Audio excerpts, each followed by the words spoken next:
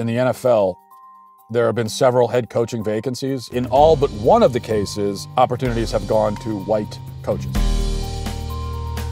And this is a source of constant outrage, the perceived lack of black head coaches. And it's one of the reasons why, or the reason why, the NFL came up with the Rooney Rule.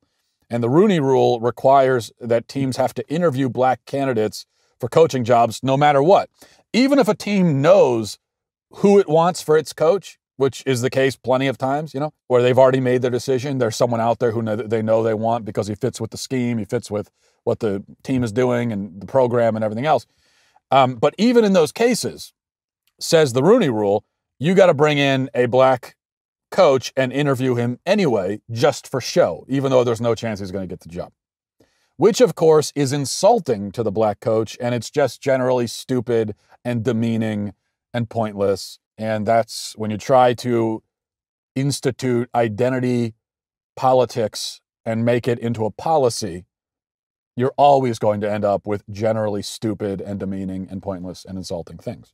Now that a bunch of teams have had the audacity in the last few weeks to hire the person that they think is best for the job rather than the person who fills a certain racial quota, the left is really upset. And now they're saying that the Rooney Rule isn't enough. And now there need to be more procedures put in place to make sure that a certain arbitrary percentage of head coaching vacancies go to black men or not just black. I mean, I'm sure they'd love it if a black woman or any sort of woman were ever to become an NFL head coach.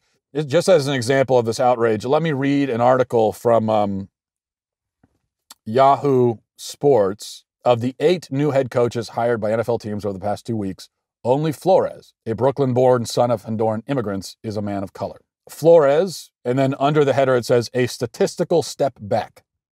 And it says, Flores will join Mike Tomlin of the Pittsburgh Steelers, Ron Rivera of the Carolina Panthers, and Anthony Lynn of the Los Angeles Chargers as the only minority head coaches in the league to start the 2019 season. That's half the high water mark of 8 that was in place at the start of the 2018 season. This is just so cynical and insane and racist, honestly. A statistical step back?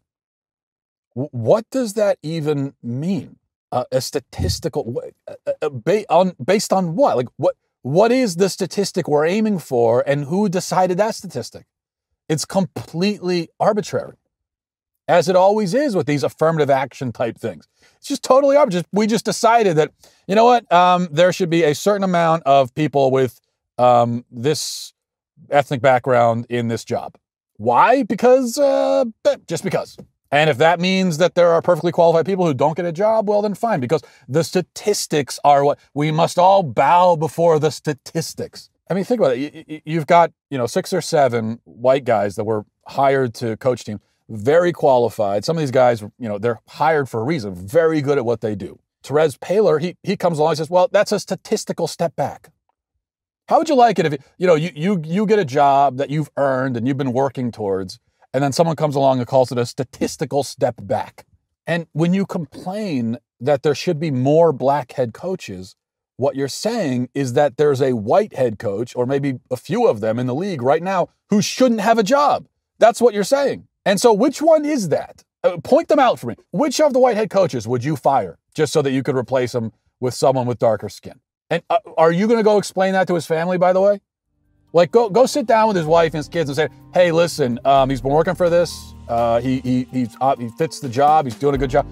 But he's going to have to go because we've got statistics that we need to take into consideration here.